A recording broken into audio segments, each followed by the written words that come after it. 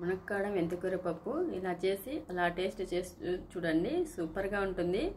పదే పదే చేయాలనిపిస్తుంది, అలాగా ఉంటుంది. ఇప్పుడు ముందుగా మనం ఇలాగ ఒక గుంతగా ఉండే గిన్నె తీసుకొని అందులోకి ఒక 2 కప్పులు మినపప్పు వేసుకొని బాగా కడుక్కోవాలి.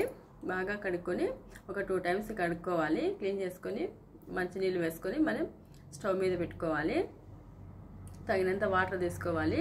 మనం మునక్కాడలు ఎప్పుడు కూడా పప్పు చేయాలన్నప్పుడు కొంచెం లావుగా ఉండే మునక్కాడలు తీసుకోవాలి. లావుగా ఉండే మునక్కాడలు అయితే మనకు లోపల కండ బాగా ఉంటుంది కదా, టేస్ట్ కానీ చాలా బాగుంటాయి పప్పులో ఉడికినప్పుడు.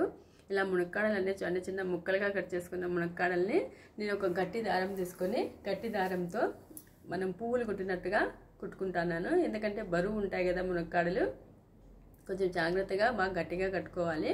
లేదంటే సూది దారంతో మనం అన్నీ ఒక సూదితో ఎక్కించుకున్నా కూడా సరిపోతుంది. అలాగే వేసుకోవచ్చు, కానీ మనం పప్పులో తీసుకోవాలంటే కష్టం కదా, వేడిగా ఉంటుంది పప్పు. అలాగే మనం ఎక్కువగా గెంటితో తీసినామంటే కలిపెట్టినామంటే పప్పు చెడిపోతుంది కదా. ఇలాగా చూడండి, ఇలాగ గట్టిగా మొత్తం అన్నీ మునక్కాడలన్నీ కట్టి పెట్టుకోవాలి. ఇప్పుడు పప్పు ఉడుకుతా అన్నప్పుడు ఇందులోకి కొద్దిగా పసుపు వేసుకుంటున్నాం. ఒక 1/2 స్పూన్ పసుపు వేసుకొని ఒక 20-30% పప్పు ఉడికిన తర్వాత చూడండి, ఇలాగా ఒక 20-30% ఉడికిన తర్వాత ఇందులోకి మనము పచ్చిమిర్చి అయినా వేసుకోవచ్చు, ఎండుమిర్చి అయినా వేసుకోవచ్చు, లేదా పండు మిరపకాయలు వేసుకుంటే ఇంకా బాగుంటుంది.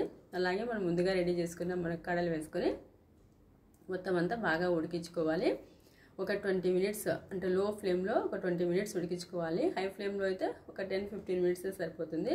ఉడికించుకున్న తర్వాత ఇందులోకి మనము మెంతికూర వేసుకొని ఉడికించుకోవాలి. మెంతికూర మునక్కాడకి మెంతికూర పప్పు అంతా పట్టిన తర్వాత సూపర్గా ఉంటాయి టేస్ట్ చూడడానికి, తినడానికి. ఇలాగ చూడండి, మొత్తం మెంతికూర అంతా ఉడికిన తర్వాత ఇప్పుడు పప్పు కానీ దాదాపుగా ఒక 70-80% ఉడికిన తర్వాత అందులోకి కొద్దిగా కొత్తిమీర, అలాగే టమోటా ముక్కలుగా కట్ చేసుకునే టమోటా ముక్కలు వేసుకొని మొత్తం అంతా టమోటా మెత్తగా అయ్యేంతవరకు ఉడికించుకోవాలి. ఇలా మొత్తం టమోటా, మునక్కాడలు, మెంతికూర అంతా ఉడికిన తర్వాత మునక్కాడల్ని మనం పక్కన పెట్టుకోవాలి. ఇప్పుడు చూడండి, ఇందులోకి చింతపండు అలాగే టేస్ట్కి తగ్గట్టుగా సాల్ట్ కానీ వేసుకున్నాను. చింతపండు సాల్ట్ మొత్తం అంతా కరిగి మునక్కాడల వరకు పట్టిన తర్వాత మునక్కాడలను సపరేట్ చేసేసుకోవాలి. ఇప్పుడు మొత్తం దారంతో సహా మనం సపరేట్ చేసేసుకొని ఇప్పుడు మిగిలి ఉన్న పప్పు ఉంది కదా, అందులో కొద్దిగా రసం పక్కన తీసేసుకొని మనం పప్పుని ఎనుపుకోవాలి. ఎనుపుకున్న తర్వాత ఇప్పుడు మనం పోపు పెట్టుకుంటున్నాను. ముందుగా ఒక 2 స్పూన్స్ ఆయిల్ వేసుకొని పోపు దినుసులు వేసుకోవాలి.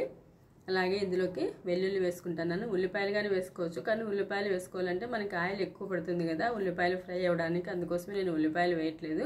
జస్ట్ ఓన్లీ వెల్లుల్లి మాత్రమే వేసుకొని కరివేపాకు వేసుకొని మొత్తం అంతా ఫ్రై అయిన తర్వాత ఇప్పుడు మనం పోపు పెట్టుకోవడమే. ఇప్పుడు ముందుగా ఎనుపుకున్న పప్పులోకి పోపు పెట్టుకొని అలాగే ముందుగా ఉడికించుకున్న మునక్కాడ ముక్కలు దారం తీసేసుకొని మొత్తం అన్నీ పప్పులోకి వేసేసి కలిపేయడమే.